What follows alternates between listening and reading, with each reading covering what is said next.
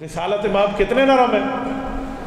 جب اللہ جل شانہ کے پاس ہے، عرش معلی پہ جبرائیل جیسا فرشتہ سدرۃ المنتہا پہ رک گیا ہے، حضور تنے تنہا ہے، وہاں رب نے ایک جملہ فرمایا، السلام علیکہ ایہا النبی، اے نبی پاک آپ کو بطور استقبال سلامی پیش کی جا رہی ہے، جس کو ہم نماز میں پڑھتے ہیں. فوراً حضور پاک نے عرض کیا اللہ کی خدمت میں کہ میرے مولا سلامی مجھے قبول ہے، تھوڑا سا اضافہ فرما دیں.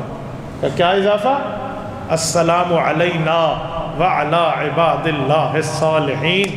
میرے مولا جو قیامت تک نیک مسلمان آئیں گے نا، ان سب پہ بھی آپ کی طرف سے سلامتی جاری ہوگا.